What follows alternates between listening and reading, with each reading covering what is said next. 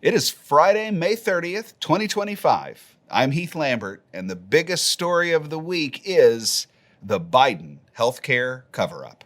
Former President Joe Biden's decline, putting a spotlight squarely on his inner circle. There are many folks across the political spectrum who want answers from the Biden inner circle. But after being by his side throughout his years as vice president and then president, longtime advisors Anita Dunn, Mike Donnellan, Bob Bauer, and Jeff Zients are silent, as now 3 books have come out detailing an ailing geriatric president with AIDS lying about his health and stamina, while they tried to win him another term in office, suggesting nothing was wrong.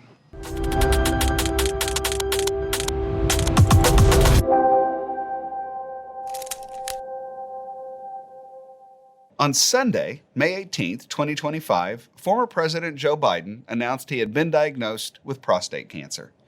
His particular diagnosis seems quite serious, and every person of goodwill feels pain for the former president and his family as they walk a difficult road. I am praying for the Biden family and know many other Americans are too. The announcement of such a serious medical problem for a former president would be newsworthy under any circumstance. But the timing of the announcement has increased the attention on Biden's health issues. The Biden family announced the news of the former president's cancer just days before the release of a book by Jake Tapper and Alex Thompson called Original Sin: President Biden's Decline, Its Cover-Up, and His Disastrous Choice to Run Again. The book is a devastating account of one of the most significant political scandals in American history. It is now patently clear that responsibility for this cover-up can be located in at least 5 different parties. First was President Biden himself. Biden made clear during his first campaign against then-President Trump that he intended his administration to be a bridge to the next generation. He acknowledged his advanced age at the time and signaled he would not be a 2-term president. But early in his presidency, he reversed course on this, becoming personally convinced that he was the only person alive who could defeat Donald Trump. It is the nature of the presidency that the incumbent in that office has great political advantages that make it practically impossible to replace him unless he willingly withdraws. President Biden knew this fact and used it to his own advantage. The second responsible party was the Biden family. It was clear they had their own personal and selfish interests in ensuring their husband, father, and brother remained in the presidency as long as possible.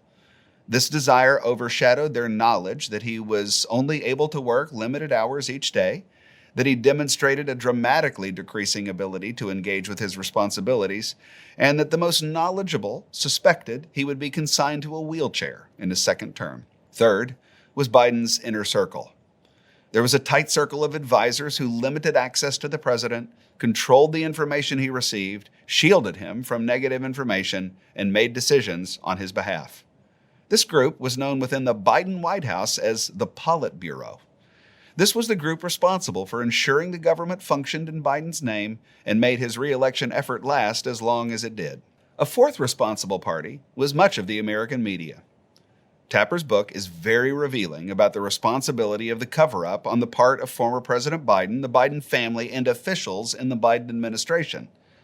But in over 300 pages, he never acknowledges the responsibility he and his colleagues have in refusing to report on the president's decline and in shaming those who did. Members of the media will be calculating the damage of this decision for many years to come. A fifth area of responsibility is with millions of normal Americans. The reality is that even though an effort was made to cover up the president's poor health by himself, his family, his staff, and the media, that decline was still obvious to anyone who wanted to see it. Many of us saw it, talked about it, and were concerned about it during his very first campaign. This deceptive cover-up points to 2 crucial lessons on lying we must understand if we're to grow in wisdom after a scandal of such massive consequence. The first basic lesson is that lies separate the reporting of a reality from the reality itself. Every parent knows this is true. When your child's lips are smeared with icing while they insist they did not eat any cake, you know they're lying. The reality is that they did eat the cake. Their lie that they didn't eat it is the separation of the reality from the reporting of it, and the icing on their mouth is the proof of the reality. Only a fool believes the dishonest report of reality in the face of clear evidence revealing the reality itself. In the Biden cover-up, the president, his family, his allies, and the Americans who went along with it chose foolishly to embrace a dishonest reporting of reality that the president was in great shape when all the evidence that he was not was obvious to anyone who wanted to see it.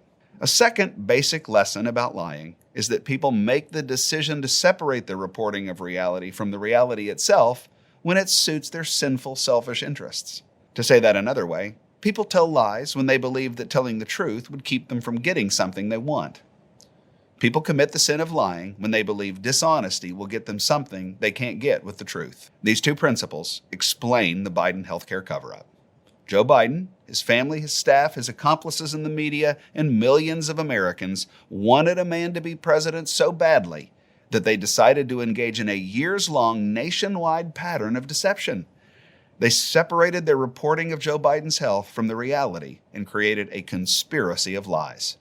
The great problem in this crisis is not the lies of a president and those close to him. That has happened before, and it will happen again.